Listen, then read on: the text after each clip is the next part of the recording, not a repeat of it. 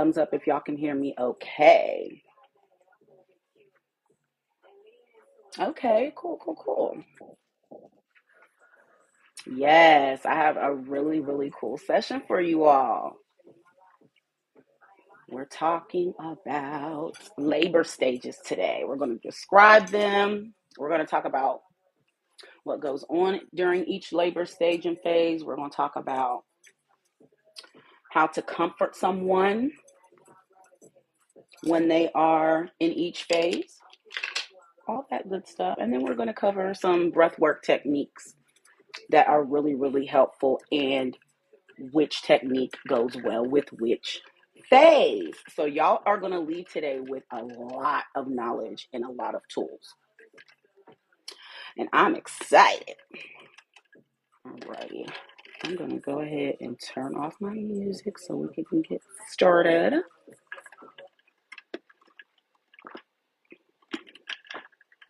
Okay. Anyone that comes in, if this is your first time here at a live lecture, please go ahead and put your the city where you're from in the comments if this is your first time hanging with us, joining us for a live lecture. If nobody told you, you're going to get a whole lot of info tonight. We're going to have a whole lot of fun. We are not going to be learning in an environment that is boring and dry as toast. We're going to have fun. And you are also going to be able to access this entire replay on YouTube, in the Google Classroom, all those places, right? Amazing. Yes, we love that. In case you did not know, our first session, the replay is up on YouTube. The replay is also in the Google Classroom. And parts 1 and 2 have already been uploaded. I am going to upload part 3 once we are done this evening onto TikTok. Breaking it up into parts is a little bit time consuming, but I want to make sure that everybody gets it, okay? So as you guys are coming in, please make sure you put your city in the comments. Make sure you share the live with somebody you know. Are they pregnant? Do they want to support pregnant folks? Either way, this class is for them, so go ahead and share the live. But I do want to introduce myself for anyone that is new to the class. If you are newly enrolled, welcome. My name is Kiasha Deshawn. I am a doula, and I have supported primarily Black and Brown families for 23 years. When I made about, I think it's been about 5 years. Yes, 5 years since I started my private practice, Elephant Song Doula Services, based in Pittsburgh, PA. We are still dedicated to prioritizing Black and Brown families. We support everybody, but we are very dedicated to supporting Black and Brown families so that more families in marginalized communities are able to get the care and support that they need during their pregnancy, their birth, and their postpartum journey. This course is a 6-week course, Childbirth Education 101. This is week 2, but if you have missed week 1, calm down because you haven't missed it, okay? Because you can watch the whole replay on YouTube. And every single class will be available on YouTube in its entirety. So no such thing as late, no such thing as missing out. And with that, I'm going to go right ahead into my lesson.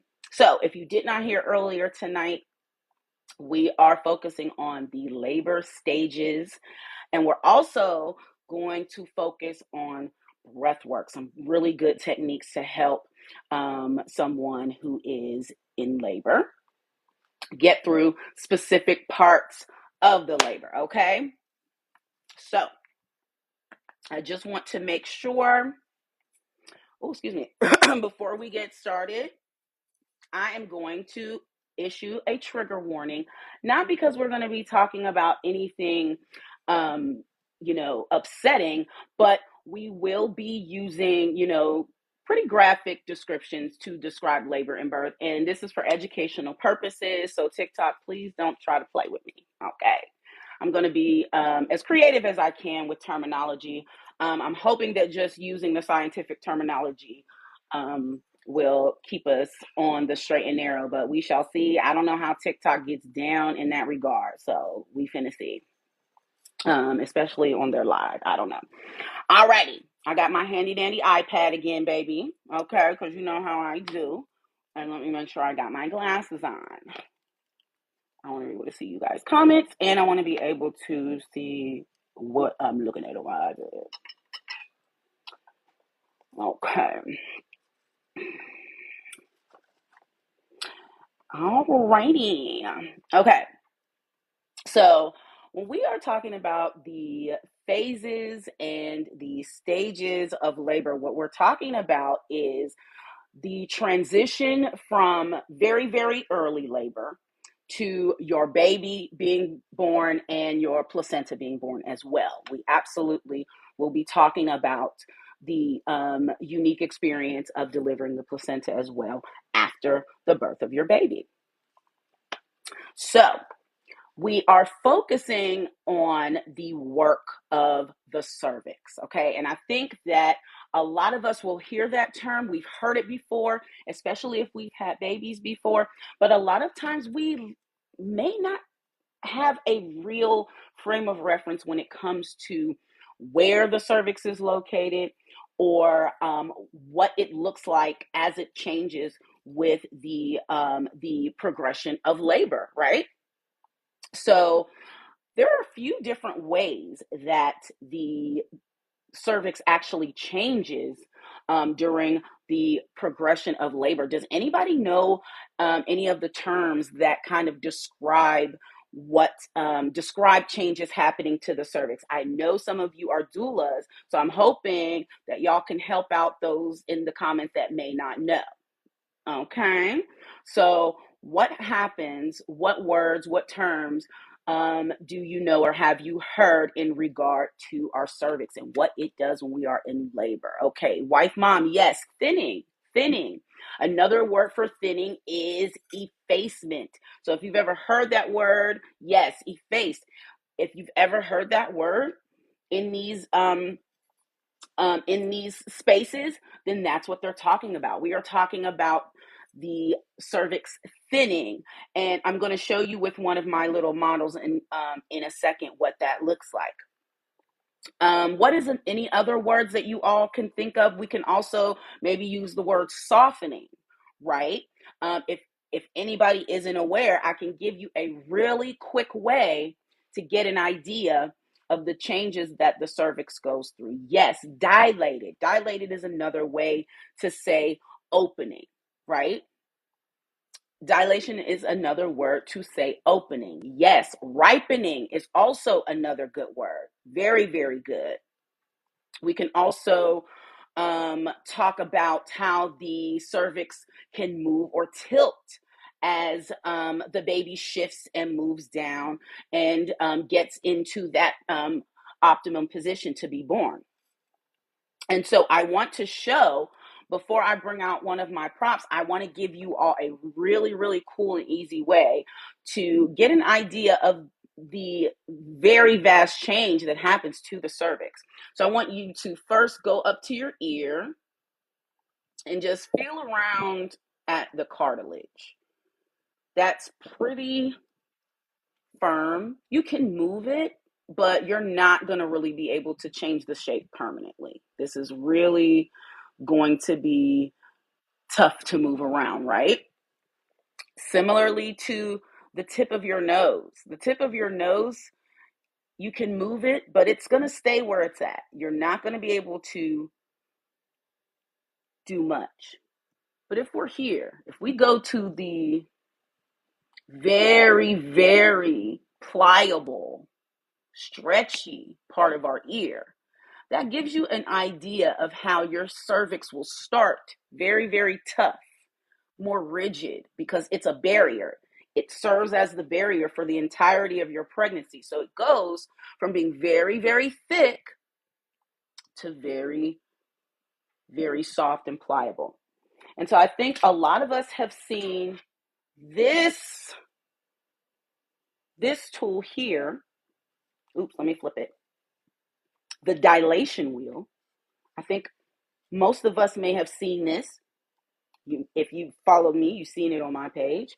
You may have seen it if you've gone to prenatal visits before. If you're a doula, you may use this to educate your students on the progression of the dilation of the cervix throughout your labor and birth. And this is what we usually use. And it's really, really helpful because, yes, it does show how dilation progresses throughout your labor. But what it doesn't show, it shows how the cervix opens. But what it doesn't show is those other words that we talked about: thinning, effaced, right? We talked about ripening. So what I have for that instead are these 3D models. So for example, I don't know if any of you have had an idea of what your cervix actually looks like. This is, of course, this is a little larger, but for the most part, this is very, very anatomically accurate. It is a fleshy kind of plug, if you will, to the opening of the uterus. The very top of the vaginal opening, that is where the cervix lives, okay? And when it's fully closed like this, all you see is kind of just like a little dimple, a little dimple. That little dimple opens really, really slightly, really, really slightly when we are having our menstrual cycles, right? But of course, when we are in labor, the cervix will begin to soften because, as you can see, it has some give. It has very little give to it. This is very similar to, it will be squishy and a little bit mobile, very similarly to what we saw with our cartilage, but she's not breaking down. She's keeping her shape. Same thing here, right? And we have just a little dimple, a little opening. This is where your cervix is going to start, okay? This is our very beginning. That is what we are going to be focused on tonight when we talk about the cervix. So I want you to keep this image, and we have the other models as well. As we go through, you'll be able to see the other, you'll see representation of the other centimeters as well, okay? So that's what we're starting with. We're starting with a barrier that's been in place for the entirety of the pregnancy. So we know that this is a process that's going to take some time to coax this open to 10 centimeters, right? So that gives you an idea of why labors take time and why we don't need to rush, okay? So there are 3 stages of labor and birth that we're going to talk about, okay? We're going to talk about early labor, active labor, and transition phases, okay? That is what makes up the first stage. Then we have pushing. We also have the birth of the placenta, okay? All of these stages are going to be completed in order for the birth to have been completed. That means that from beginning to end, that includes from those first signs in early labor to the birth of the placenta, okay? So let's talk about early labor, okay? Early labor is going to last anywhere between 12 to 24 hours. This is going to be the longest stretch. This is early labor. Why? Because we want to, the body is going to gently, gradually intensify your labor pains. We are not going to start with, strong, consistent contractions. We're going to start low and slow. If you like barbecue, if you like, any kind of meat on the grill or in the steamer, is that what it's called? The steamer? Yeah. Low and slow is the key, right? And so labor is the same way. In the beginning, your labor is going to not be as regular. There's not going to be a consistent pattern in the beginning. Okay. Your contractions or your waves or your surges, whichever terminology you like to use, they are going to feel mild. As I mentioned, they're going to be irregular in pattern, right? They're also going to be relatively far apart, considering they're going to be between 5 and 20 minutes apart. Okay. And each of these surges, each of these contractions are going to last 30 to 45 seconds. Okay. And so what that's going to feel like is going to be, the discomfort is still going to be manageable at this point. Okay. So it feels like period cramps or a lower backache that's, inconsistent, that's coming and going. You might feel some mild pelvic pressure at this time. At this time, these changes again are very gradual. So we're talking about a slow opening and effacement of the cervix. During this time, during these 12 to 24 hours, your cervix is going to dilate between 0 and those first 6 centimeters. So that's a lot of work. Okay, that's a lot of work getting from 0 to 6 centimeters. For reference, during your early labor, you will pass. We're starting here, right? We're moving to, if you can see up close, we have now a little bit more of a dip, but there's still that barrier there. Okay. I don't know if you can see that this is more of a squishier texture. I really hope that y'all don't feel like this is crude. But, it's kind of like a zoomed in version. Now you get an idea of what they be doing when they do a cervical check. All up on your cervix like that. This is kind of what you're looking like when you're getting into that first centimeter of opening. We still have a barrier, but we're seeing a little opening and we're seeing a little softening as well. Then, as we're moving up, again, what can you see? A much larger dilation. We're opening up now. Again, a softer, more pliable barrier, right? Where the body is taking its time. And now what we can do to kind of get a 3D view, we'll be able to, that's the 3D view. Here's our dilation. We see how wide the cervix is opening. Now we can also see how the cervix thins, right? And begins to ripen. Okay, so that's our 5 centimeter. Let's get up to 6. So we get an idea of how far our cervix is traveling. Hold on. Oh, we're a little big now. Hold on. Let me go back. Oh, here we go. This is our 5. Sorry, y'all. This is our 5. All right. Let's see and actually, let me go back and show y'all 5 again, because I want y'all to see the difference. Very, very pliable in the center, right?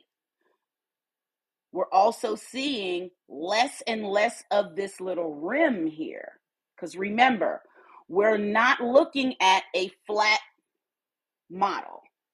If this is in a body, we know that there's going to be this extra cushy ridge. Now we're kind of getting a lot more space and room for baby to come through, right? We're seeing the vision. We're seeing the vision. Okay. Now where's my 6? Okay. Now you can see here why if I am not already with my clients, I am en route by 5 centimeters, because the vast difference between the two. We're making a lot of room, right? We're making a lot of room. And just as Robbie said, she transitions fast after she reaches 5 centimeters. Some mommies, some bodies transition and move into the next phase very, very quickly. Okay. At this time, it's also possible that is when your mucus plug can be lost if you haven't lost it already. Some folks will get pregnant and lose their mucus plug a lot earlier and still be pregnant for a few weeks, that's very normal too. But if you have not lost it already, you will lose it during early labor. And if you're not familiar with what a mucus plug is, you may also hear the term bloody show. Please, TikTok, we are using these terms for educational purposes. And just to describe it, trigger warning, we are using pretty descriptive terms.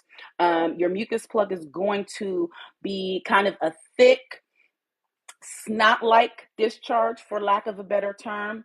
And it kind of puts you in the mind of if someone is hawking a loogie. If y'all, I don't even know if that's still what the kids be saying, but when somebody get that spit from up in their throat, that is what a mucus plug looks like. And it usually has some streaks of blood in it as well. Okay. That is one of the early signs that you are in labor. Okay. And as your baby begins to settle in early labor, you're also going to begin to feel more pressure in the pelvic area, right? As baby moves into position, as your cervix opens, and that is also due to baby coming down that birth canal, right? So you're not just feeling pressure at the top of the uterus, which would be the fundus. You are feeling it also down below in the pelvis as baby and gravity is causing baby to come on down into the birth canal. Shimmy right on down, okay? Thank you all so much for coming in. As you're coming in, please, please, please put the city that you're from. If you are brand new here, I'd love to know what city you're joining us from. You're here for session 2 of our childbirth education course. Okay, I'm so glad to have y'all. Please share the live if you know someone who is pregnant or who supports pregnant people, a doula, labor and delivery nurse, anybody who wants to be there for pregnant folks. Please feel free to share the live. All right. We're also going to talk about in early labor.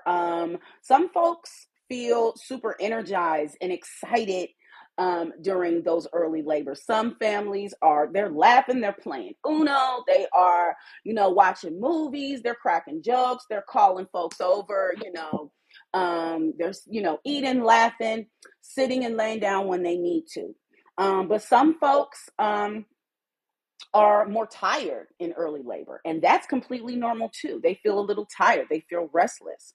It's very, very normal also to feel anxiety and feel some feelings of being overwhelmed. All of those emotions and anything in between, around, and through is very, very normal. All of the emotions, you will feel emotions that you didn't even know you possessed once your body begins to go into early labor. And that is, all a part of it. It's a part of the journey, right? So anybody in the comments, what would you suggest, or what did you do during your early labor? What are some things that you can do during your early labor? I have one that's my favorite. that I tell folks before I tell folks anything else: rest. If you can, try to go ahead and conserve some energy. So I gave y'all the first one. We gonna rest, okay? Any other suggestions on what somebody can do when they know that they are in early labor? Or what did you do? If you're a parent, what did you do when you were in early labor? We can, aside from resting and conserving our energy, we definitely want to stay hydrated, right? We want to continue drinking. Yep, hydrate our body, eating. And now you eat what your body can handle. Some folks are like, I want to go to Red Lobster and order the whole menu. I want to go to a buffet and eat as much as I can. That's acceptable.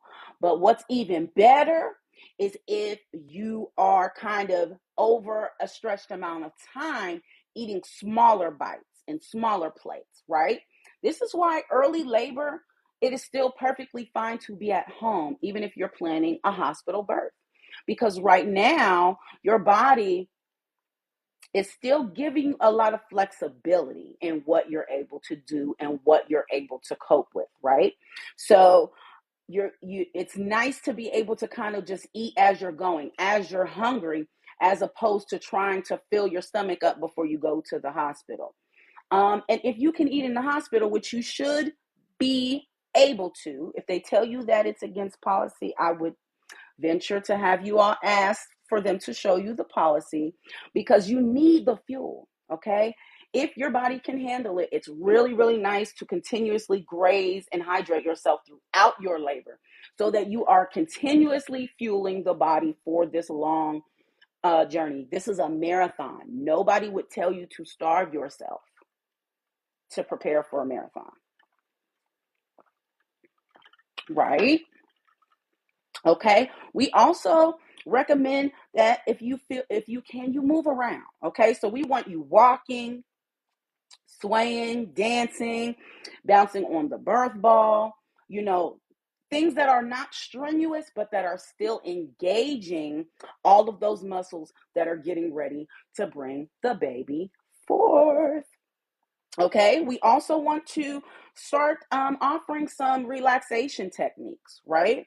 This is a good time to kind of get connected with the breathing techniques that we're going to go over a little bit later. This is a really good time to take a warm bath and use water to keep your body grounded and relaxed. Massage is also wonderful. Massage is so amazing at helping the body and the mind relax, because touch is so important at fostering a feeling of safety and security during labor and birth. And just like we talked about last week, when the rabbit felt startled by hearing the fox in the distance, we want to make sure that the mind is focused. And if there are distractions, that this is a good time to begin to focus in, right? This is also a nice time to contact your provider. Let them know, hey, I'm pretty sure that labor is setting in. Real labor is setting in, right? So you want to contact them and let them know, and let them know that if there are any, changes or updates, that you are also going to reach out again, okay? And then this is also a good time to start tracking your contractions. Amazingly enough, we live in a very tech-friendly world. And guess what? It used to be that you had to use your watch or your stopwatch and write down the contractions to try to track them and how consistent they are. Now there are apps. Get an app. Please don't stress yourself out. Please don't let your partner stress themselves out, because I know as a doula, I'm not going to stress myself out trying to write and remember. We're going to let our smartphones be smart. Okay? So that's a great time to start doing that. Okay? So, speaking of early labor, let's talk about some signs. How would we even know that labor is beginning, especially as a first time parent? What is my body going to feel like? How am I even going to know that this is the real deal as opposed to practice contractions, or Braxton Hicks as they're more commonly known? Okay. So let's talk about um, the those early signs. Thank you all. Thank you so much for remembering to use the hashtags in the comments, because I sure forgot to use it in my description. Yes, yes, yes. This is absolutely a Hillman Talk University production. Yes. My midwife let me drink apple juice along with my ice chips. Yes, even the sugar in the apple juice is really helpful in keeping your blood sugar level. You're losing a lot of fluid. You are depleting so much energy in the body. And so, yes, it's good to make sure that fluids are kept up. I didn't even know I was in labor. My back was just hurting. Yes, sometimes those beginning labor signs are back pain. And oh my goodness, you have so much back pain during pregnancy that, a lot of times you're not really thinking this particular back pain must be labor. So you hear a lot of stories about moms, about folks who are giving birth, and they are like, I didn't even know. I was just, I said, let me just lay down, let me just relax. Yes, yes. I had back labor with my second child. Yes, back labor is a whole different beast. And what we know about back labor is that is caused by the baby's positioning. So there is a lot of things that we can do as far as changing positions, right? To make sure that we are assisting baby in coming down that canal in a more productive way, so that we are not causing delays or stalls, and we're also not causing that back labor that is really so detrimental. So we're going to see things like an increase in those Braxton Hicks, or those practice contractions. They're not only going to get more frequent, they're going to start becoming more intense and more regular, more consistent. You're going to be like, okay, these are different. They're going to start to feel, start out feeling like they've been feeling for, the past few weeks. But then they're going to start to increase in their consistency and their frequency. You're also going to begin to feel increased pressure in that pelvis, as baby and gravity causes a drop, right? Baby is now dropping down into the pelvis. And so you're going to start to feel that increased pressure, right? Went in for an appointment, and they took me to triage and said, hey, you don't feel that? And they were close together. I could see the contractions on the screen. Oh boy, they were amazed. Like, wait a minute. How are you just chilling? How are you just chilling through these? That the body does what it needs to do. And so you're also going to start to see change in your, if there's any discharge. That discharge is going to begin to change. There may be change in the color. There may be a change in the consistency. You're also may have heard, very common, the nesting instinct. Your body, it knows. It knows, it knows, it knows. And so what the body does a lot of time when it knows that the baby is close to coming is that it puts you in organization and cleaning mode.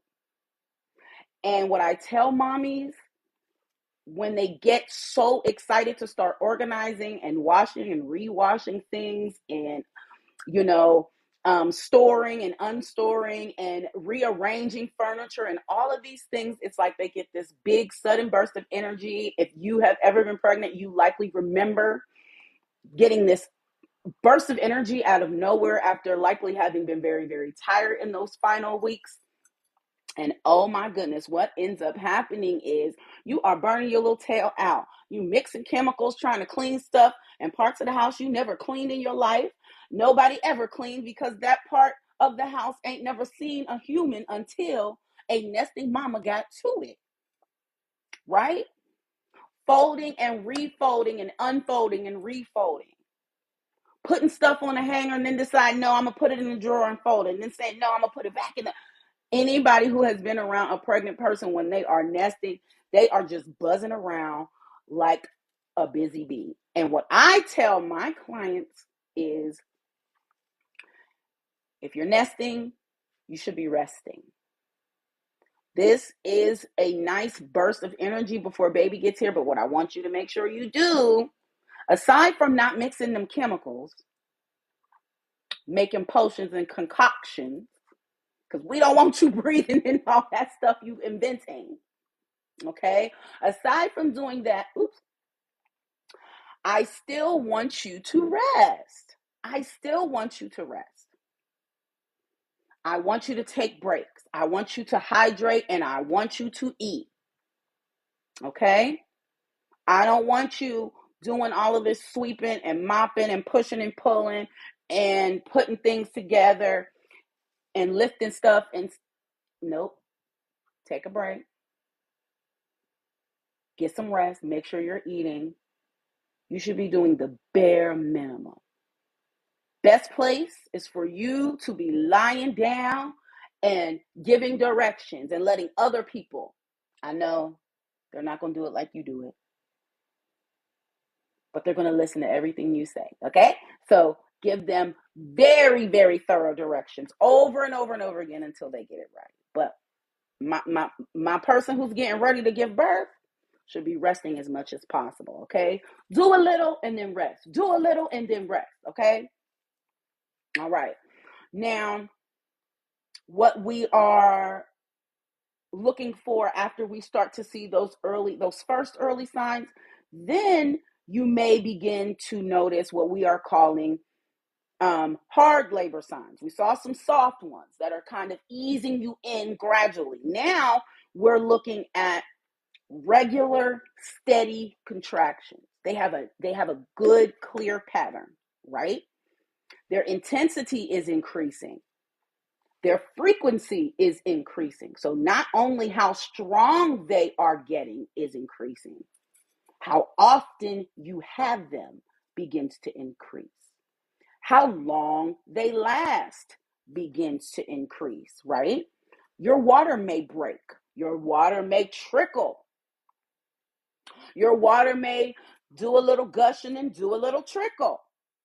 Don't get caught up on what y'all seen on TV or what y'all seen in movies. A lot of times they're showing you, walk, walk, walk, I'm pregnant.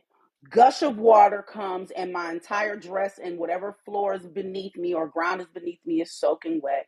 Everybody grabs the pregnant person, stops what they're doing, and immediately they are rushing to the hospital. And the baby, they scream down the hallway as they're pushing on the stretcher. They get into the room, and the doctor starts yelling at them to push. And after a few screaming pushes, here comes the baby. That's not real life. That's not real life. For the majority of folks, especially if it's your first baby, your labor is going to be low and slow. Your body is not going to just rush you, with the most intense and strong contractions in the beginning, right? So then you're going to start to, as we mentioned, that mucus plug may come. You may start to feel low back pain or tightening and pain in the pelvic area as well. And that is going to take us into the active labor stage, okay? Now, in the active labor phase is going to last anywhere between 2 and 12 hours. That's going to vary greatly based on the person, based on their birth history, have they had children before, and if there are any, medications that have been administered for pain management. All of that is going to vary greatly, okay? So what we're looking at, during this phase, because if you think about how long we're traveling, we're going from 6 centimeters. This is our 6 centimeters. We're going all the way to 8 centimeters. Let me give you a peek, okay? This is our 6 centimeter. Remember, look at this. We barely have any of this cervical ridge here, right? Now the cervical opening is mostly squishy, soft, and pliable. We have just a little bit left of that cervical ridge right here, okay? Take a peek at that. Once we are moving into 7, we are not seeing any more of this barrier. We are seeing that baby's noggin this is not the vaginal opening that we are seeing the baby's noggin.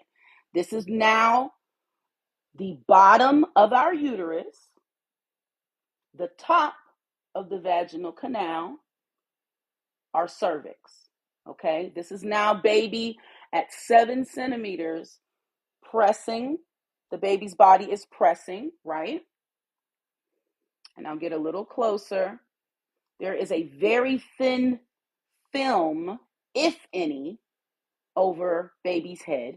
But for the most part, what we are seeing right here is these fontanelles. These are the baby's very pliable, movable bones in the top of the head, the top of the skull, right?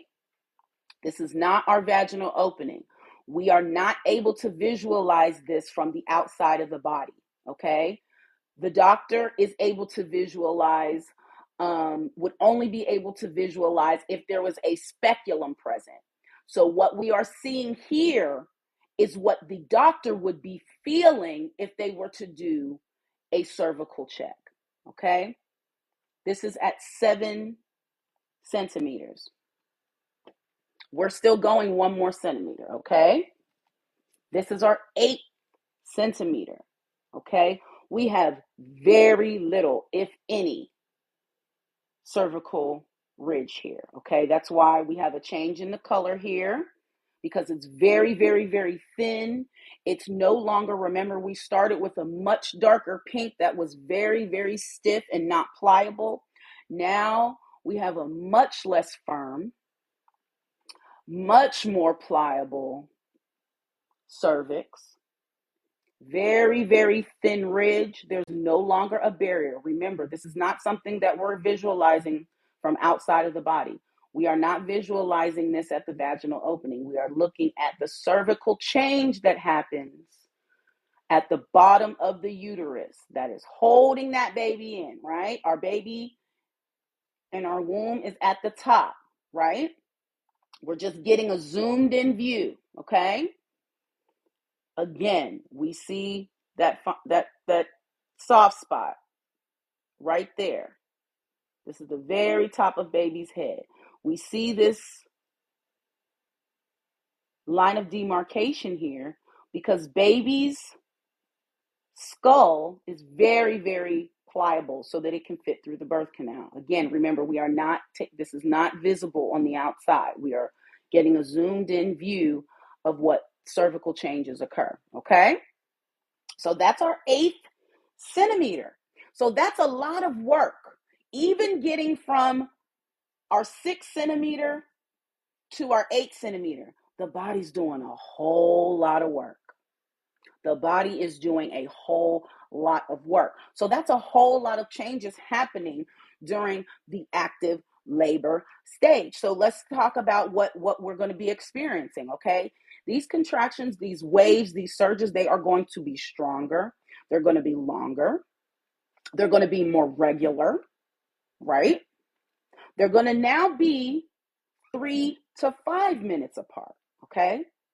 Lasting 45 to 60 seconds. Okay, so you are experiencing that wave from about 1.5 minutes, about 30 seconds to a minute. Okay, this discomfort is going to become more intense. Okay, you're not going to be able to talk through these contractions like you would be able to in early labor. Now, these contractions are going to require you to focus a lot more, okay? Your full focus. The contractions now are going from feeling closer to strong period cramps to now these are going to feel like more deep waves of pressure, okay? There's going to be tightening as well around the abdomen, And then, of course, there's going to be pain in other parts of the body because now your whole body is in the party, okay? Your body is giving it all you got, which is why as we talked about earlier, how important it is to make sure that you're eating, if your body feels up to it, okay? This is when you cannot help but shift inward because now during these waves, during these surges, during these contractions, it's requiring all of your focus, okay? This is when you're going to see folks get serious. Ain't nothing funny. We were a tee. We was talking. We was playing Uno. Now you ragging and I really don't like you that much. Now I'm remembering every time you piss me off real good because if for some reason things start to just come into focus, okay? The jokes ain't funny no more. Okay, this is usually when the folks in the room recognize if they are attuned to the person giving birth, if they are attuned to and used to reading the room. This is usually when everybody in the room gets a lot more serious and focused, right? Labor is beginning to intensify, so we are needing our laser focus, right? Cervical changes are happening, so you may see increased discharge, increased, bleeding. That is all a part of labor and birth. Okay, things are moving, things are shifting. Okay, so let's talk about what can we do during this phase. Okay, we want to focus on when we are getting into our early labor and what we should have in the back of in our little knapsack ready to go once we are reaching active labor is the 3 R's. The 3 R's are going to be rhythm, relaxation, and ritual. Rhythm, relaxation, and ritual. Rhythm is finding a steady, repetitive motion or a pattern that helps with contractions. Okay, so what that looks like is swaying, slow breathing, humming, tapping. Some you that if you're sitting, which at in active labor it gets much more difficult to sit. You will see a person in labor shaking that leg because all of that energy and adrenaline is surging through the body as these contractions are happening, right? So you might also see someone needing to rock on a birth ball or sway on a birth ball, okay? So that is the rhythm. We have to find a rhythm that, as we talked about how labor and contractions find a rhythm, it is always going to be in your best interest to match that rhythm using your movements, using those motions and patterns to keep you on the same rhythm as your labor, okay? That next R is going to be relaxation, okay? That means in between those contractions, you are letting go of the tension in order to conserve your energy, right? You're working actively to loosen your jaw, to soften your arms and your hands, to relax your shoulders. You might use guided imagery to help you come back down after the surge has been is over. This is a good time for warm compresses on the forehead or cool compresses, depending on what the person is feeling at the time. Right? This is very, very important, not only to conserve energy, but also to help that person refocus. Okay, after or in between contractions. And last R is ritual. And this is a repeated action that brings comfort or focus during labor, okay? So that could be grabbing your partner's hands. We see that a lot. Face to face with your partner, grabbing hands is a really good ritual, okay? Not only does that help you focus, being able to put some of that to channel some of that energy into the hands by actively gripping your partner's hands, but you're also able to match your breath patterns, okay? And that really, really helps with attunement and focus, okay? You also might just sway in sync with your contractions, okay? So sometimes you'll see a person in labor is holding their partner's hands or their doula's hands. They're also swaying and they're also counting. 2, 3, 4, 5, 6, 7, 8. Why? Because all of those three things together, adding the rhythm, adding the relaxation, and adding the ritual, are going to keep you on pace with your labor. Yes, rhythm, relaxation, and ritual, right? Same thing we're doing with rocking on a birth ball. Aside from helping you focus, you are also utilizing the counter pressure. That movement is helping to shimmy and move your pelvis so that baby is able to come down. The movement is important, okay? The movement is very, very important. Let's also talk about, speaking of changing positions, not only do we want lots of position changes if the birthing person is laying down or has to be in a bed, we also want walking on hands and knees, right?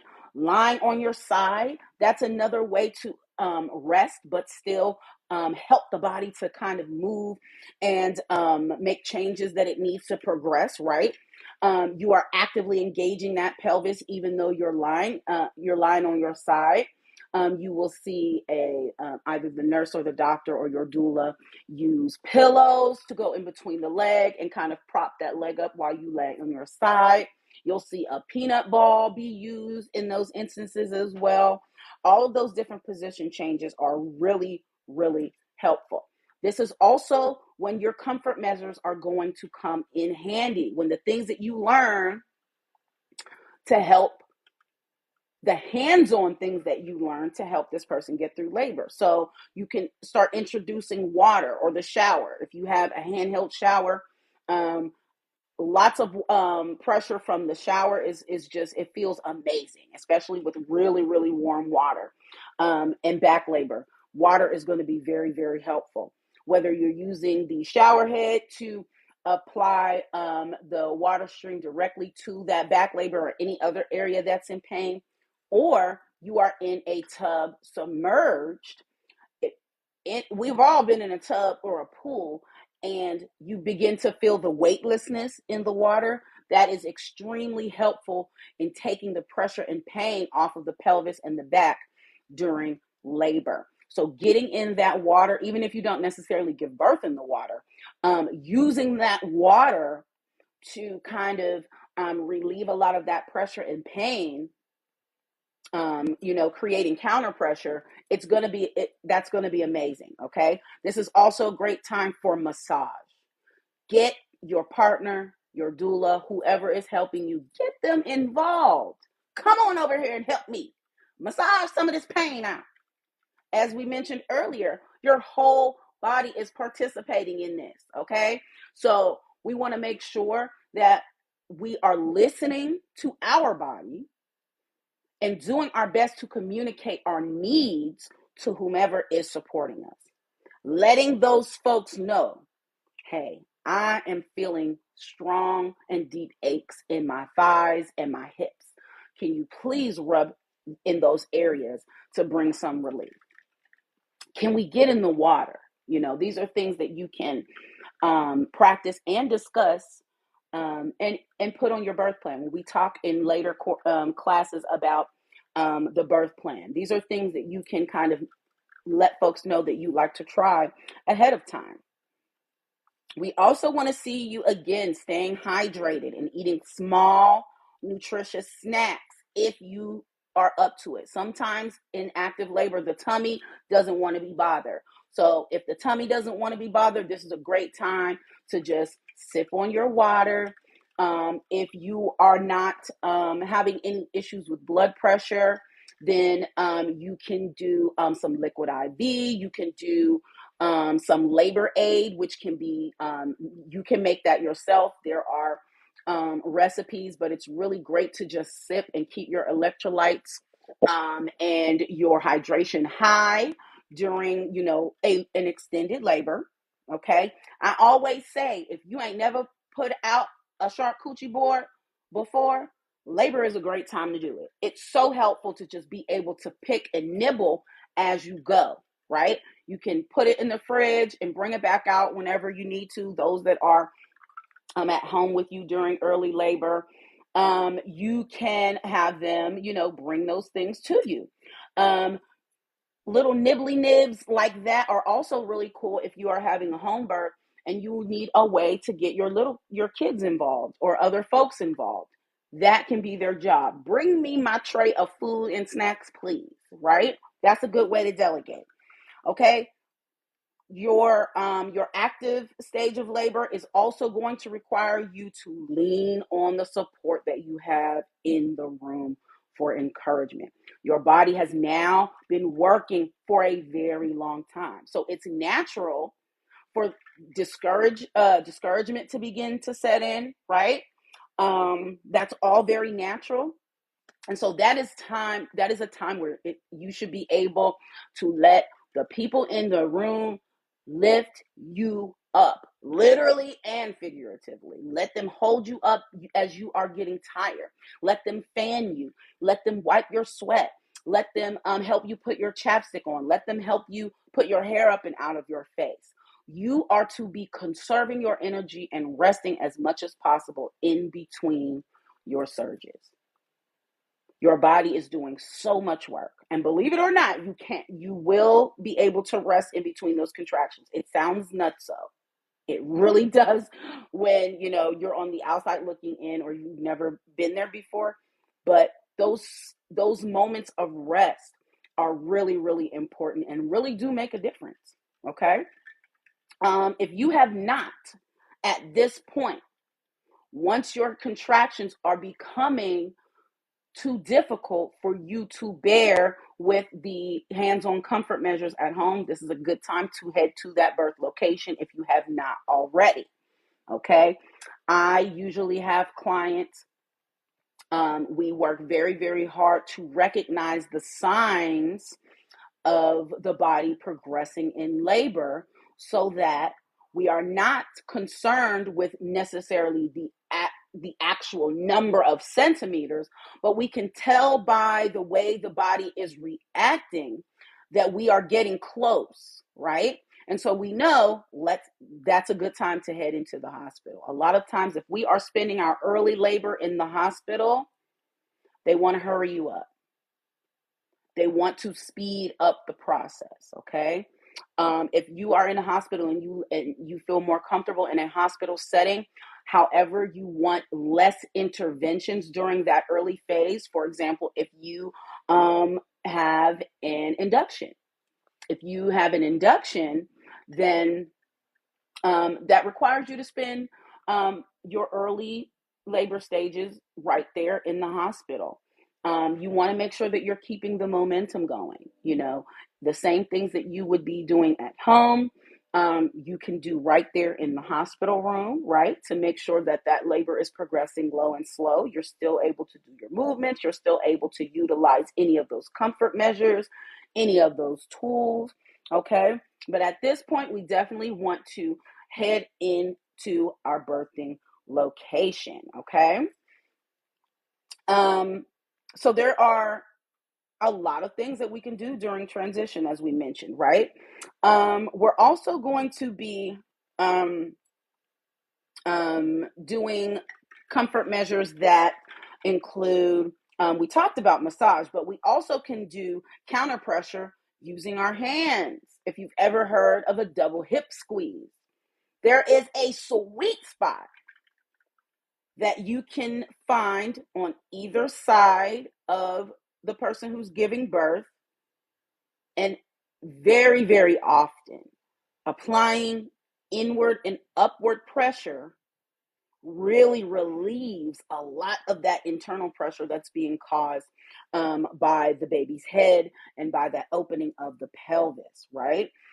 Some folks will bring in TENS machines. If you're familiar with the TENS machine, it is a little machine that has connectors and little sticky pads that are able to be put on pain spots on the body, and very, very gentle electric currents are sent to that painful area to kind of trick those nerves into thinking about the little gentle zap as opposed to feeling that pain. Nerves can only feel one sensation at a time. So it's very similar to if you've gotten a shot and the nurse pinches your arm.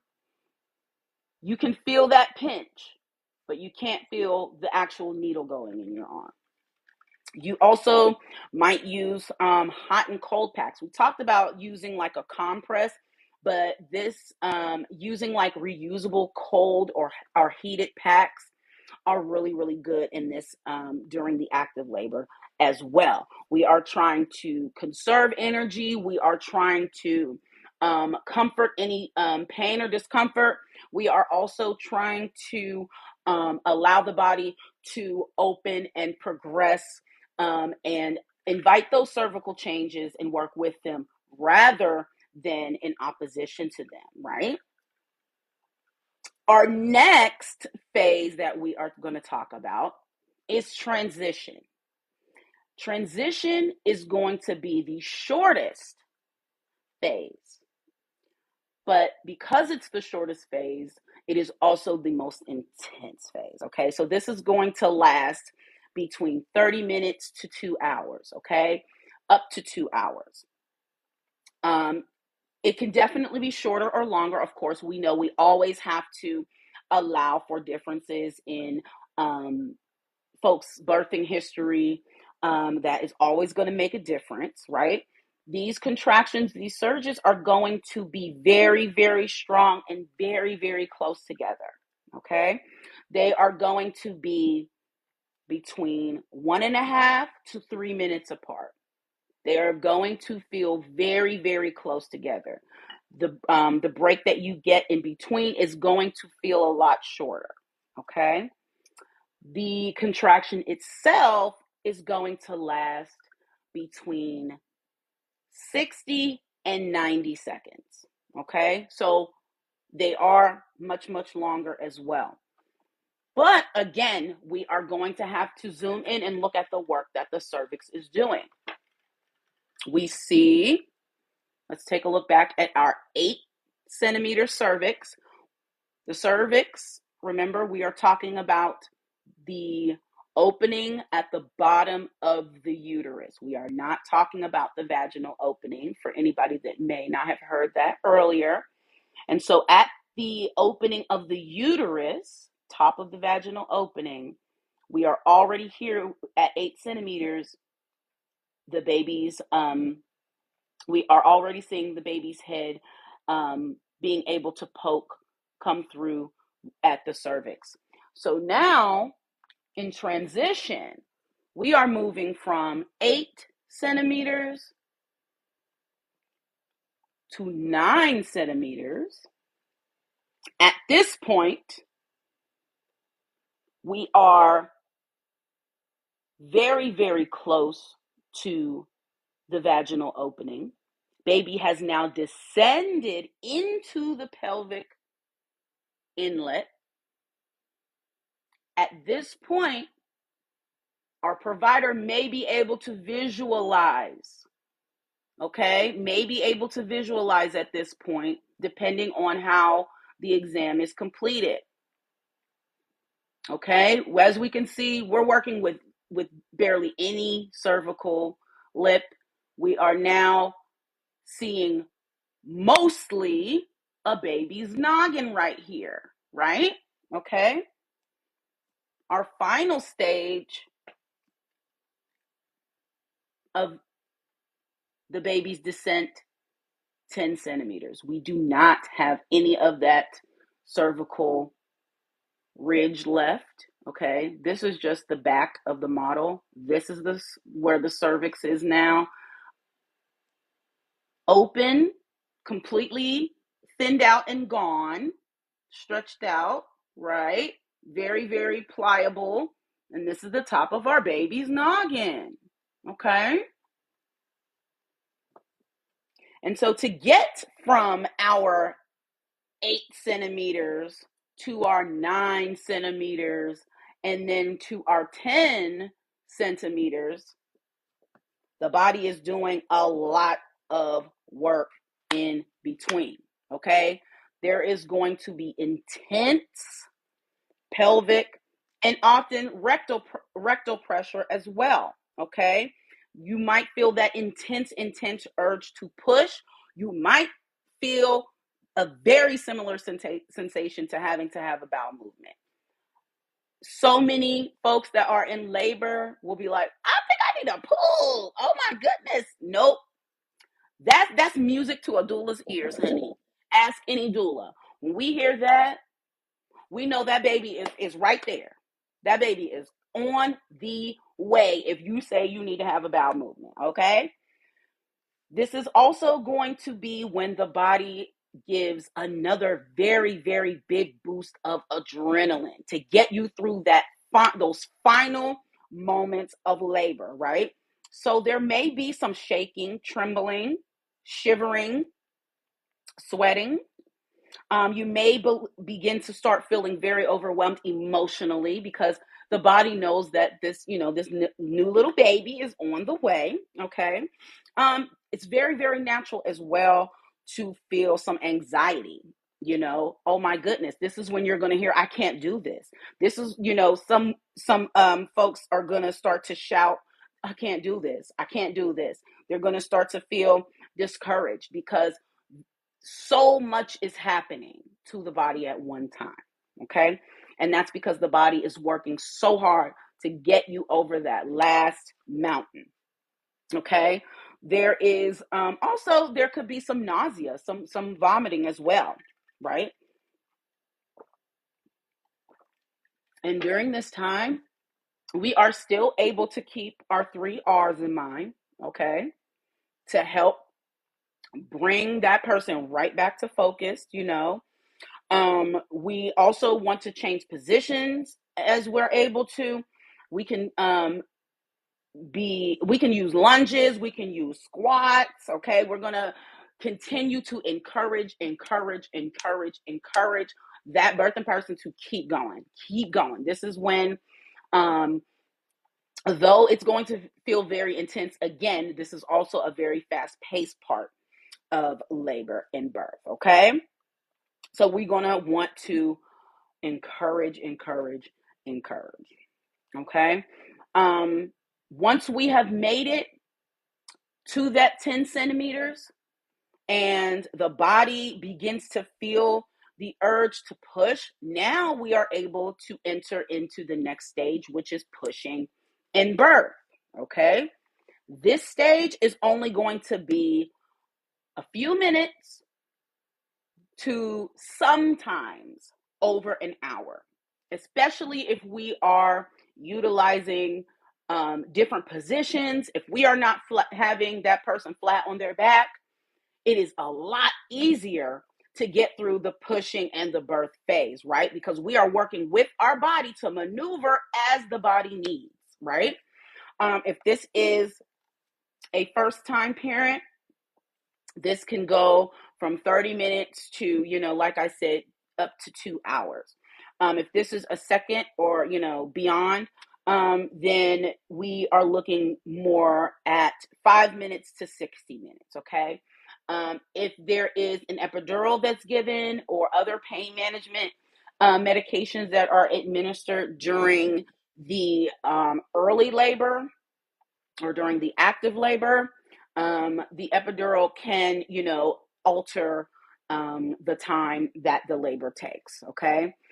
Fetal position can also make a big difference. If baby is, of course, using gravity to descend into the pelvis, and the the birthing person is not working with gravity, that birthing person is not utilizing different positioning, even if you do have an epidural, you can absolutely change positions. You can absolutely have your nurse, your doula, your partner change your position, help you get into different positions so that, again, we are still engaging that pelvis. Okay, we're still engaging all of the muscles that we're needing to use to help baby move down. And so we want to keep that same energy when we are in the pushing and the birth phase. Okay. But what I always let folks know, when we're talking about how well you know when you want to push, it's not just going to be that urge. Okay. Aside from you reaching the 10 centimeters, we definitely um, want to wait until our body feels that urge, or when we are directed, if we are in a hospital setting, we can make sure that our provider confirms that we are fully dilated. We don't want to imagine being only 8 centimeters. This baby's head is still this big. This is the 10 centimeter. Baby's head cannot safely and more comfortably come out of an 8 centimeter opening, because it's not just the cervix that's opening and ripening, right? Our pelvis is also blooming open as well to make space. Okay, so it's really important that we are fully dilated, fully effaced, right? Before we begin to push, okay?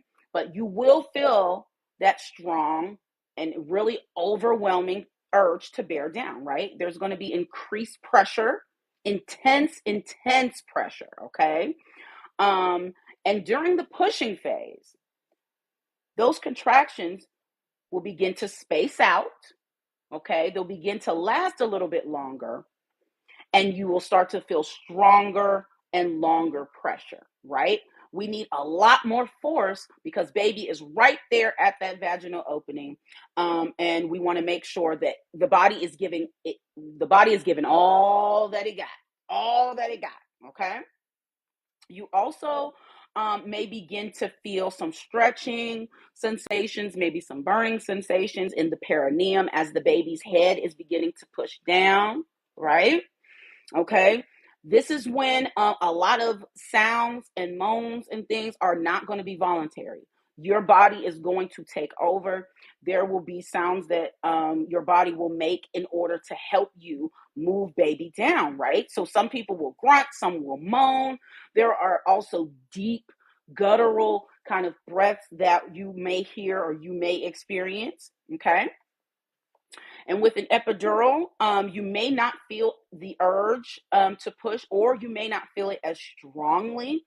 So what's going to be really, really helpful is if your doctor is able to direct your pushing and bearing down based on what they're able to visualize. Okay, your body will still be contracting to bring baby down. So your doctor and your providers will be able to visualize the baby coming, and will be able to direct you. So if you get an epidural, please don't fret, don't worry.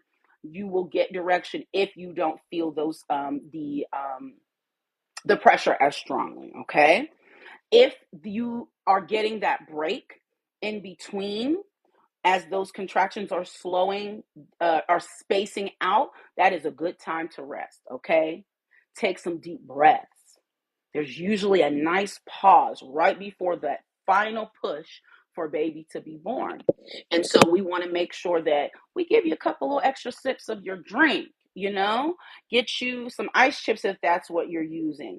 Make sure we might, again, help you get your hair out of your way if it's gotten back into your face throughout that part. We also want to wipe any sweat. We want to, get cameras ready. Those few minutes, a lot can be done. Get your partner in the right position, whether they are catching baby or if you want them closer to your top half so that they're kind of in your ear giving you encouragement. That's usually what's taking place during this break. We're making sure that everybody on the team gets their last good burst of energy because baby's getting ready to be here, right? Immediately after your baby is born, then you also have to push or give birth to the placenta, okay? A lot of this can be missed even by the birthing person because there's so much joy happening now because baby's right here usually, right? Immediately after birth. Most times families are choosing to have baby right on that mom's chest for skin to skin, right? And so the birth of the placenta is kind of happening simultaneously, okay? So it usually happens anywhere between 5 minutes to an hour after the baby is born, okay? This depends on whether the place that you choose to give birth is using an active management technique or physiological management. And we'll go over the difference, okay? What's happening during the birth of the placenta, you're still getting very mild contractions, okay? And those mild contractions are designed to help that placenta detach and expel from the body, okay? So they're not going to be anywhere near as strong as your active labor contractions. They're going to be very, very mild, very similar again to a cramp, a stronger period cramp. Okay. There may be gushes of blood. TikTok, please do not um, ban me. This is very, very educational in nature. Okay. This is just information about the body. Okay. It is very intense. It is very, very intense. Okay. The placenta is going to separate from the uterus. Okay. So you may have some increased bleeding. There also may be pressure or cramping because that uterus is going to immediately begin to work to shrink itself back down. Okay. Now that's whether the placenta is delivered spontaneously or there is some assistance. Okay. So let's talk about what happens during the birth of the placenta. We're going to talk about what's called expectant or physiological management. Okay. This is a natural or like hands off approach. Okay. Where the body is allowed to just the expel the placenta naturally in its own time, in its own pace. Okay.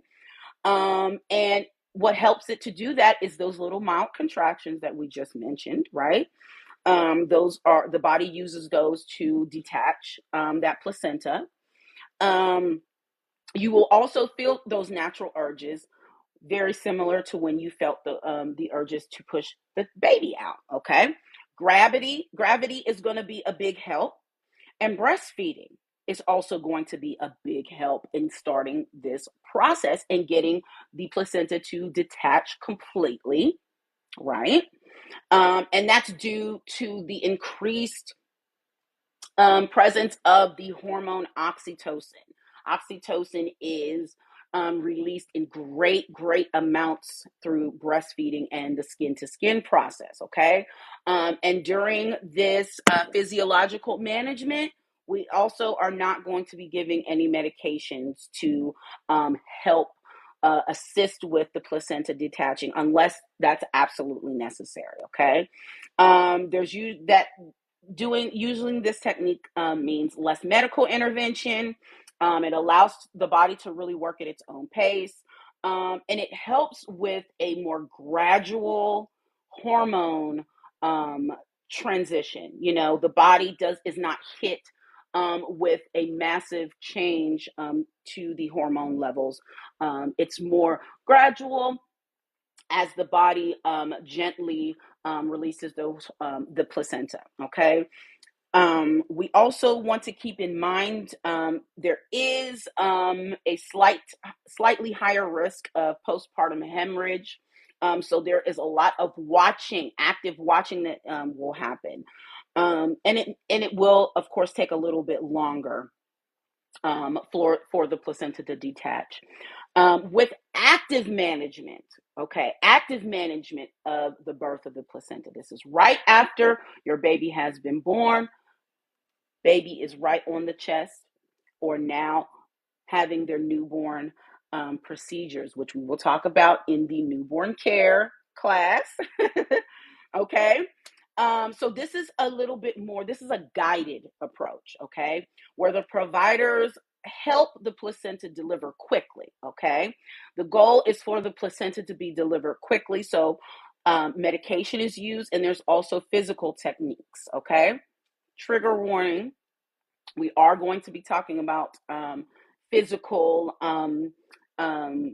help with removing the placenta, okay. So with an active management, we're seeing medications like pitocin being utilized. Okay, they're being given to stimulate the contractions. Okay, and also to help reduce the bleeding. Okay, gentle cord traction, which is actually a pull, a yank. I must be honest, I have not ever seen it done gently, but there is traction, manual traction applied, used by the provider to help pull the placenta out.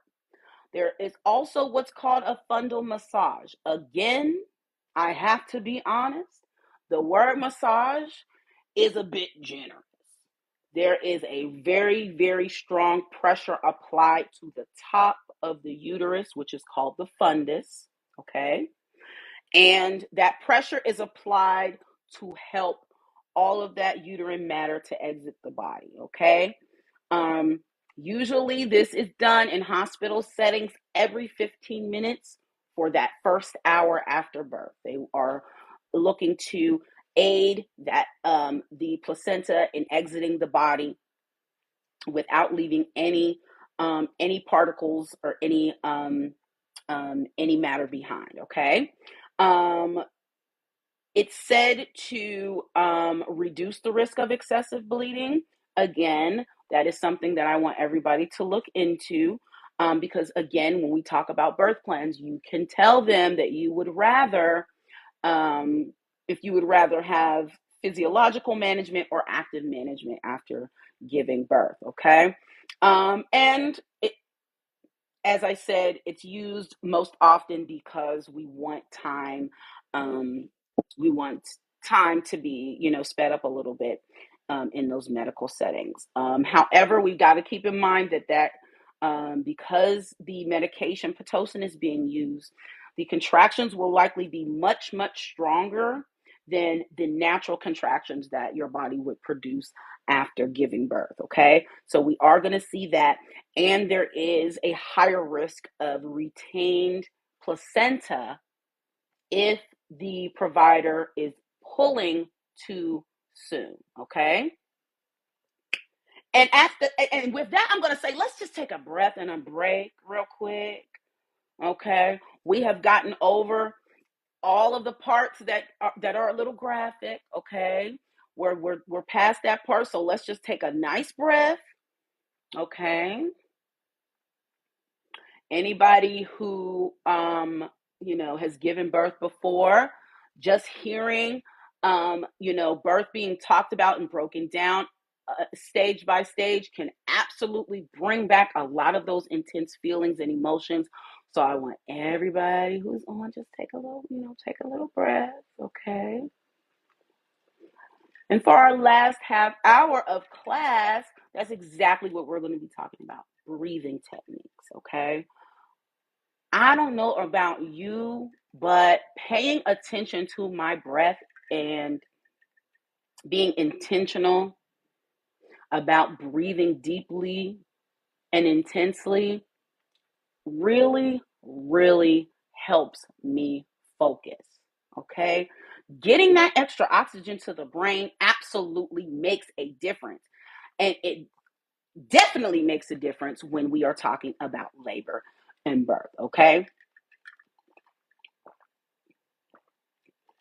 It's so important to learn these breathing techniques because number one, deep breathing and focused breathing in labor helps to connect you with your parasympathetic nervous system. If you were here last week, we talked about how the parasympathetic nervous system is the part of the nervous system that is in charge of the rest and relax part of our body, including the labor and birth, right? So the more that we focus on going inward, connecting with the parasympathetic nervous system, the easier it is going to be to find that rhythm and stick with it, right?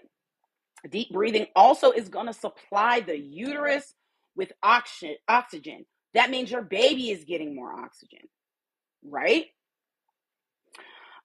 We are also, so we're getting the oxygen that we're going to need to bring baby here, and we're also helping baby get the oxygen that they are going to need, right?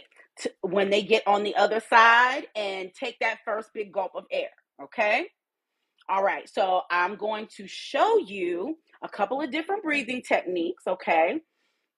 I'm going to describe a couple and then we're going to do them together, okay? So, the most important breath that we're going to learn, and the very first one is called a grounding breath.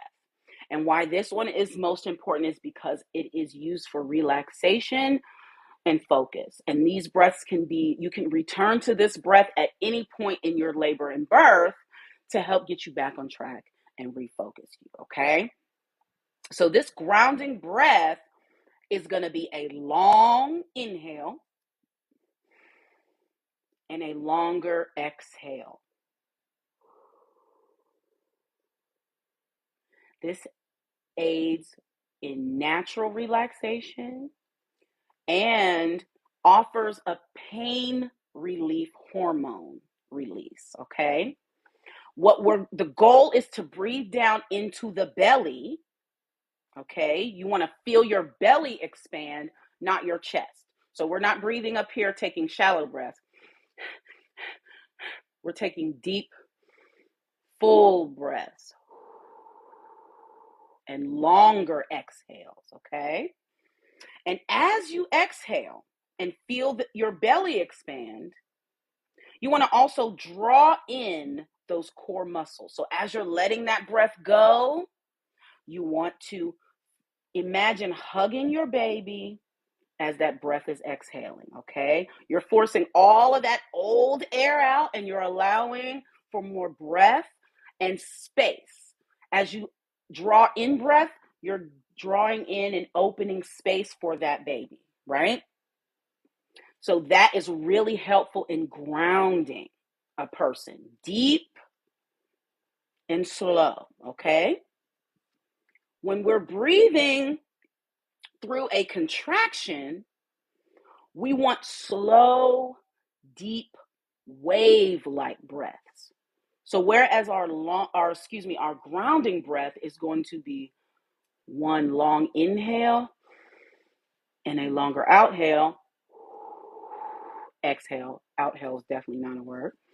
Our breathing that we're going to use during our contraction is going to still be low and deep, but we're going to have some fluctuations. And that fluctuation is going to match the rhythm of our contraction, match the rhythm of whatever motion that we're using, right?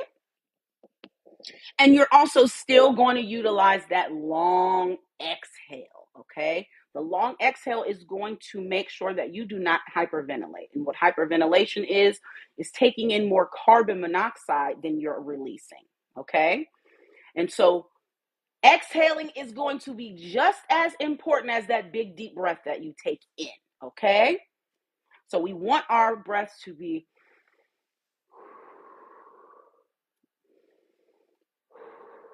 and if we are adding a sway to it,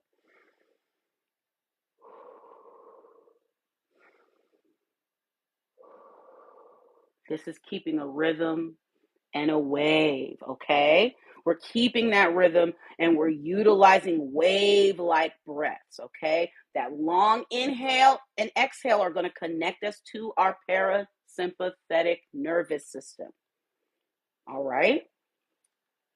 And just so we know that we're breathing properly, a good way to make sure is to keep your hands on your belly or your lower ribs, okay? And as you inhale, you want to make sure that you can feel your belly actually filling up with air, okay? If we're filling it up at the chest only, we're not breathing deeply enough, okay?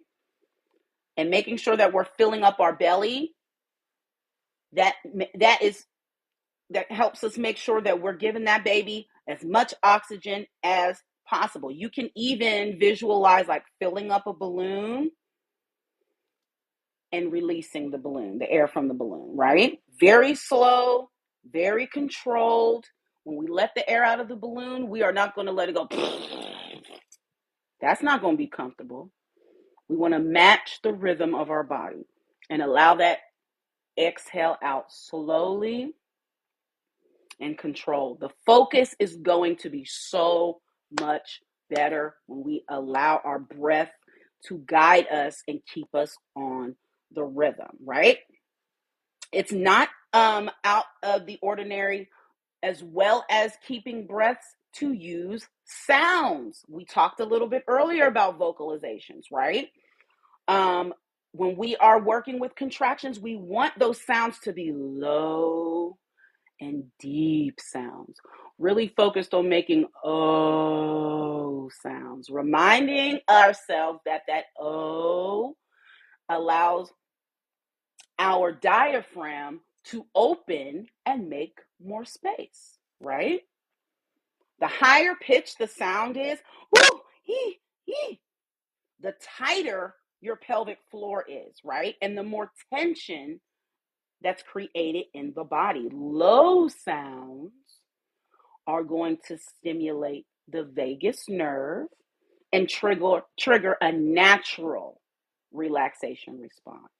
That also creates a natural vibration in the body, right? It's really, really helpful, okay? It sounds silly sometimes when we're just sitting, not in labor, doing these breathing techniques or making these sounds and vocalizations, but it is very, very helpful. And what we also want to keep in mind when we are breathing through our labor and contractions is that in between contractions, you want to return back to normal, calm breathing, okay? Focus in between contractions. Focus on slowing your breathing down to keep the body relaxed in between those contractions, right? We want to conserve our energy in between these surges and waves, okay? When you can, we definitely want to rest. We talked about how we can still actively engage the pelvis and the muscles, even if we are sitting, even if we're laying, even if we're leaning on our partner, leaning on a bed, leaning on a wall, whatever you can do to just allow your body time and rest in between those surges is okay, okay? And during these times, your partner and your doula are going to be able to watch how your body is reacting to see if you're holding tension anywhere, right? We don't want to have what we talked about last week, that pain, tension, and pain, tension, and fear cycle. We want to interrupt that. And the way that we do that is introducing really cleansing and grounding breaths, okay? Refocusing that birthing person using our rhythm, using our relaxation and our rituals, right? We're conserving that energy, and we're also going to be reminding them to relax in between, right? Reminding them that it's okay, reminding them that they're safe, and it's okay to relax and let their body completely lose all of the tension in between those contractions. Give the body some rest, right? During transition, your breathing is going to be more of a pant, blow rhythm, okay? So it's okay? You're breathing in and out rapidly, okay? And you're gonna wanna start with your nose, but you're gonna wanna get into your breathing through your mouth, okay? So we're gonna be breathing in pretty quickly, all right? Because these contractions are a lot more intense, a lot more close together. We want to kind of give the body what it needs in shorter bursts.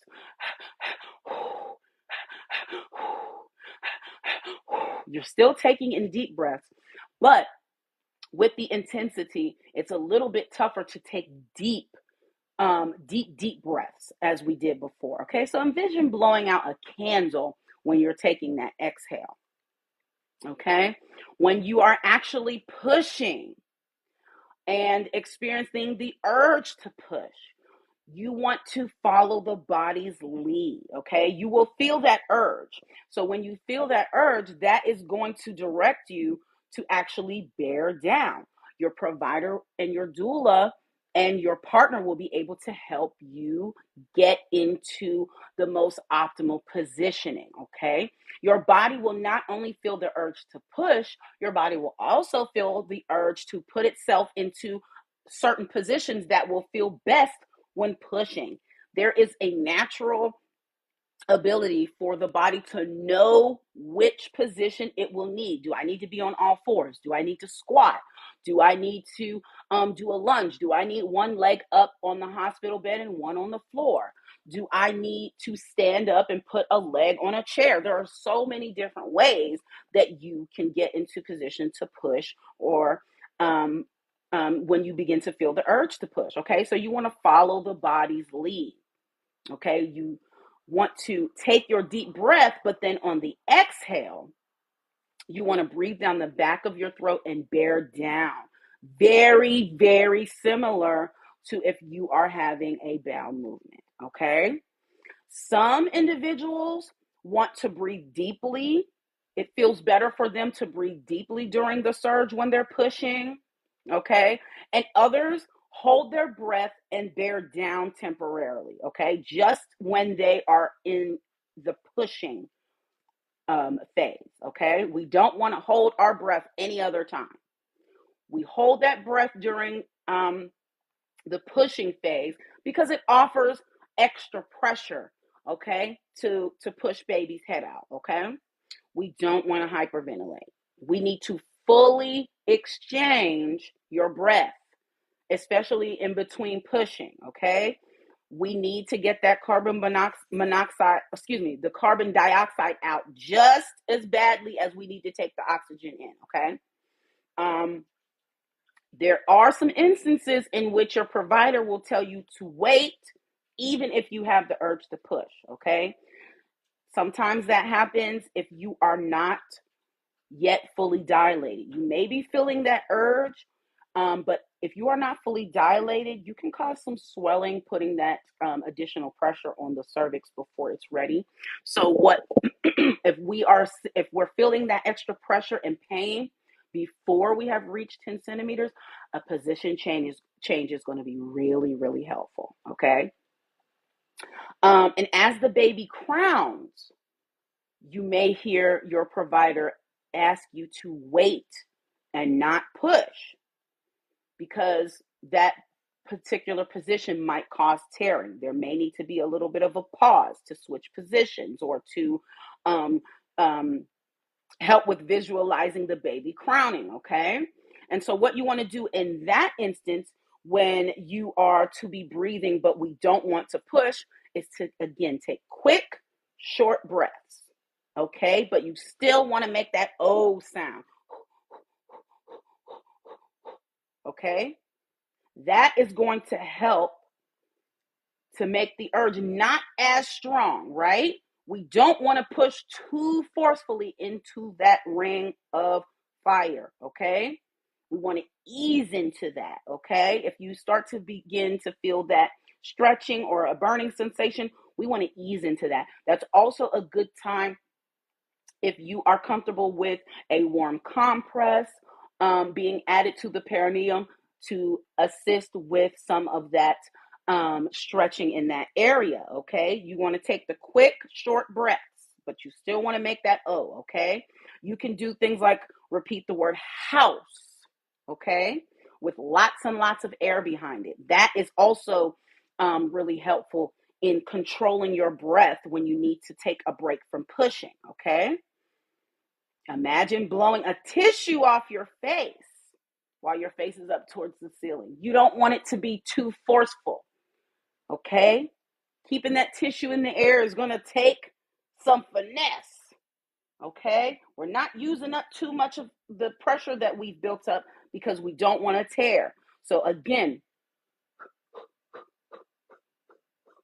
that's what we would do, okay? And during this part, cussing, screaming, yelling, yoking somebody up is all very, very valid, okay?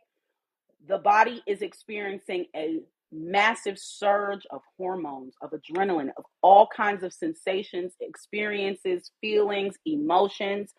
There are so many crazy things that can come out of somebody's mouth when they are reaching transition and pushing. It's just extremely, extremely intense. So, along with the breaths, cussing is okay. Being loud is okay. Okay? If you're in a hospital and they're telling you to be quiet in labor, tell them to mind their business. Okay? Tell them to mind their business. All right? We're going to do our best to utilize our breath and our air in these techniques so that we're using our air wisely. But if I feel the urge to yell out, you could go ahead and yell out. If you feel the urge to cuss and scream, I done heard a lot. Has anybody in here said anything crazy when they were in labor? It's normal. It's normal. Okay? It's very normal. All right. So I am going to give a tiny bit of homework if you are pregnant. Okay. Or if you have a client that is pregnant, you can give them a little bit of homework to help them connect better with their parasympathetic nervous system. Turn on some real good music, some good twerking music, okay? Or some really calm music, whichever, depending on, the energy of the person that's pregnant, okay? And just have them sit kind of reclined on the bed.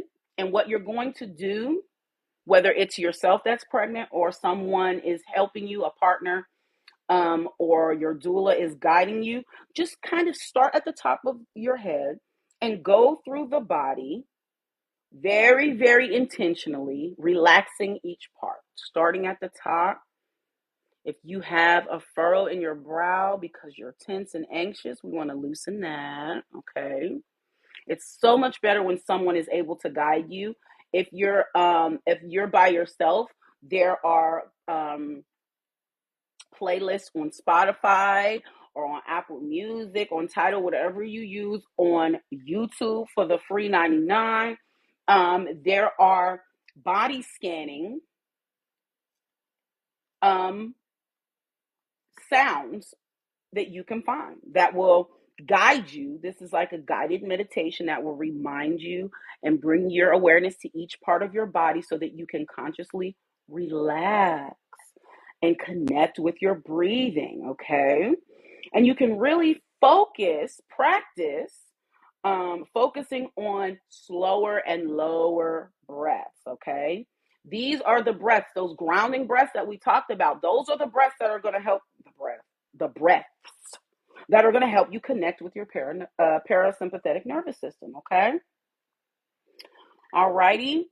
So that's what we want to do. We want to connect. Remember last week we talked about preparing our mind and our body. This is a very big part of it, practicing the breath work techniques. If you're a doula, this is something that is really, really good to close out your prenatal visits with your client.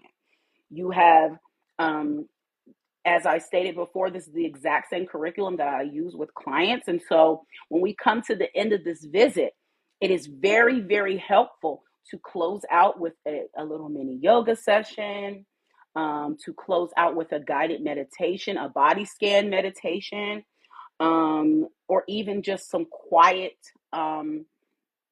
rest and reflection. Okay, it's not easy to just jump into connecting with that part of your nervous system. But with practice, it becomes easier and easier. And then it doesn't feel so foreign when you have to rely on that system during your labor and birth. Okay. So I have 10 more minutes with you guys. And while I'm here, I want y'all to ask any questions that y'all have. Okay. Um, our next session is going to be covering confidence in decision making. Okay. It's very, very important that with all of these choices that we have, that we become confident in what we have researched, become confident in what we know and what we want for our bodies and our babies, and learning to control and ground ourselves, refocus our energy is an amazing segue into that, right? We have to start with mastering ourselves, and that confidence to make decisions for ourselves, oh my gosh, comes so much more naturally, right? Okay. So do I have any questions?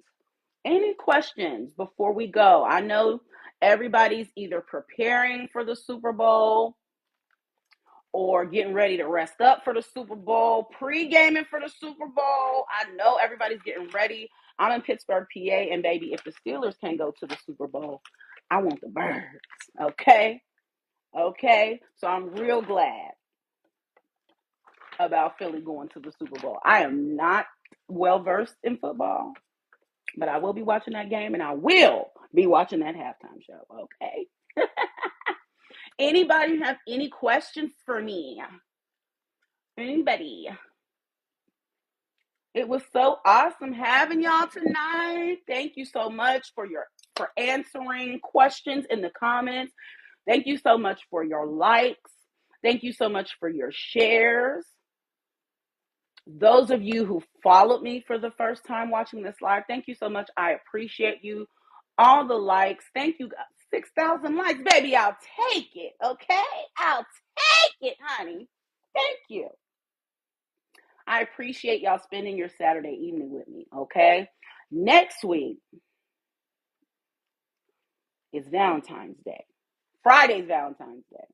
But I'm going to still be here on Saturday, okay? I'm going to still be here on Saturday. After y'all done hunched, come on and join me for this class, okay? After y'all done been hunching, I'm still going to be here on Saturday, okay? And I know it's a lot of babies being made that Friday night. So y'all might want to be in this class, okay? If you're going to be nasty next week, come into class too. Might as well. I'm so excited that y'all have started this journey with me again.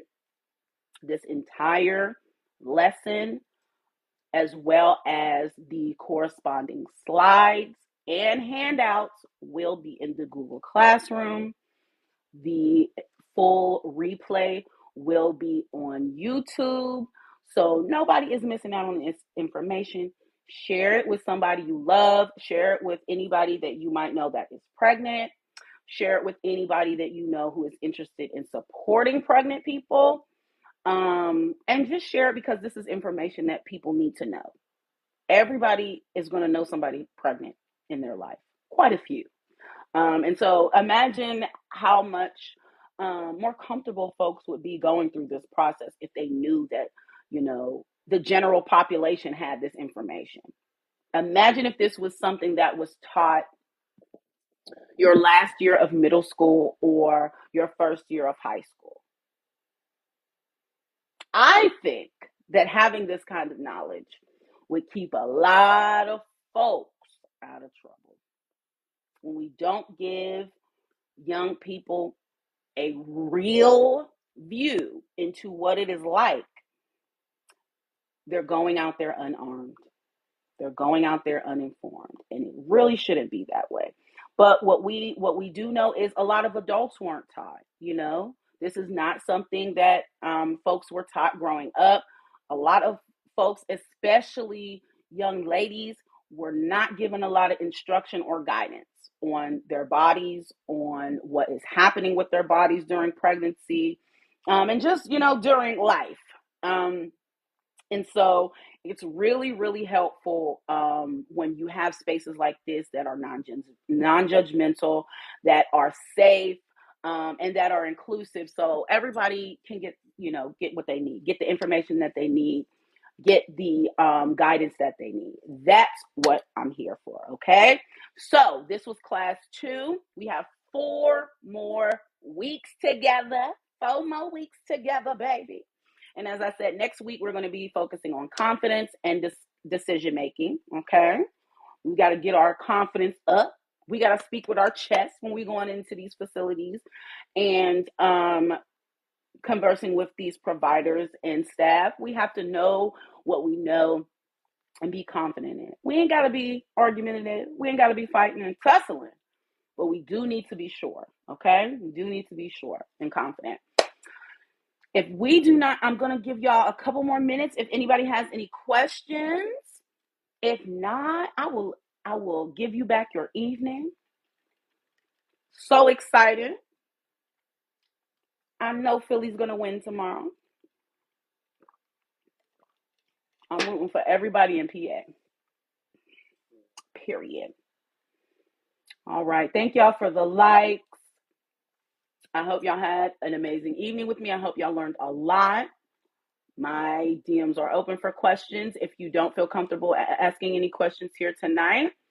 And I look forward to seeing y'all next week on the 15th for another live lecture. Y'all have a good night.